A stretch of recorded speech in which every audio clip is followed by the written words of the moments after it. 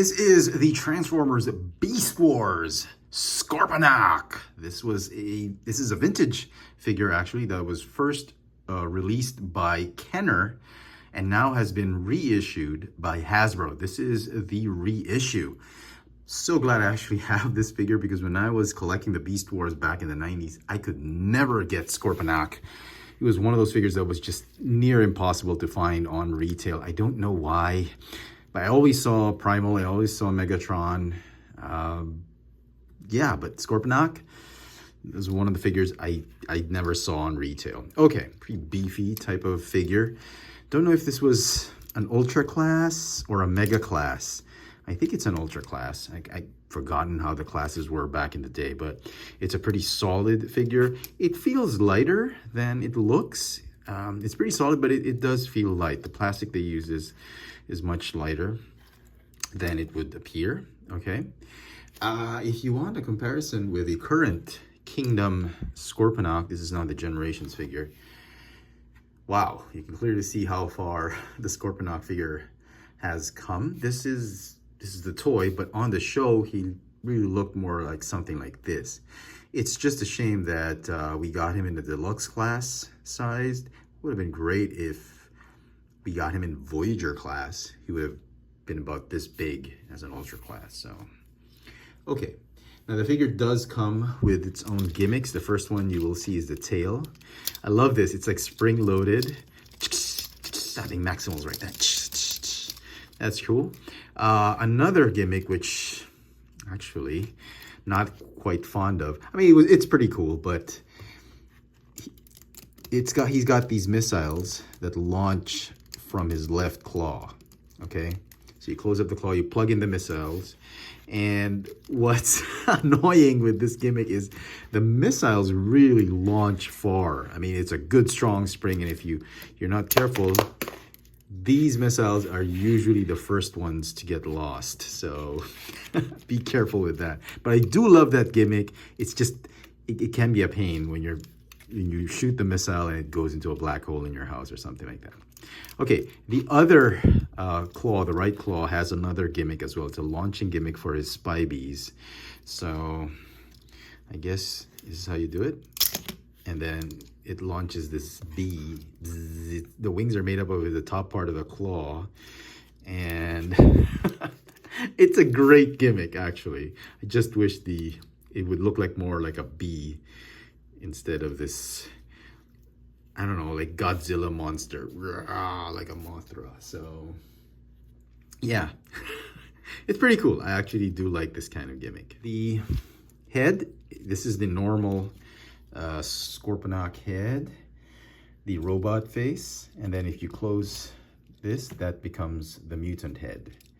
Very cool. Articulation for the figure, the neck is on a ball joint. No waist articulation because of transformation. The shoulders go forward and backward, they go in and out. Elbows are on a hinge, and the claws are on swivels. Okay.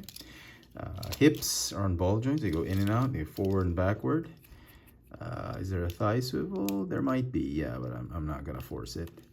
Hinge knees, foot, the toe can go up and down as well as the heel. Transform this figure. It's a little complex than I would have expected, but yeah. Okay, you split the chest like that. The head is gonna tuck in underneath like that. The tail, the top part of the tail, midsection, is going to spin 180 degrees. And this is how the scorpion will look like, okay?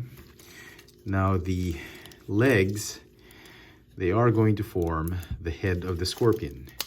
That is interesting. So it's gonna fold up like this, and these tabs, those pegs right there, they're gonna tab onto those slots or those peg holes underneath that chest cavity. If you can just reach it, okay? So the feet do form the scorpion head, okay? And then the arms, it's just a matter of positioning the arms. This, no, that's about it. And bend the tail like this, and you could still do the gimmick. could still sting some Maximals. Okay. There you go. That's the beast mode of Scorponok. No wheels or anything like that. It just crawls like that. Some size comparisons. Here he is with the vintage Optimus Primal. Again, this is the reissue by Hasbro, originally produced by Kenner. They just reissued it since Hasbro now owns Kenner. So yeah, it's a good scale. I reckon this should be the correct scale.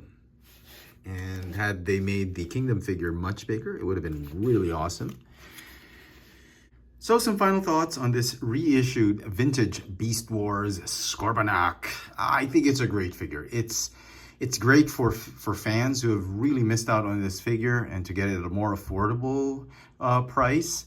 I don't have the original, so I can't really compare it, but from the looks of things, kind of looks almost exactly the same. Let me know in the comment section with the bits that they changed.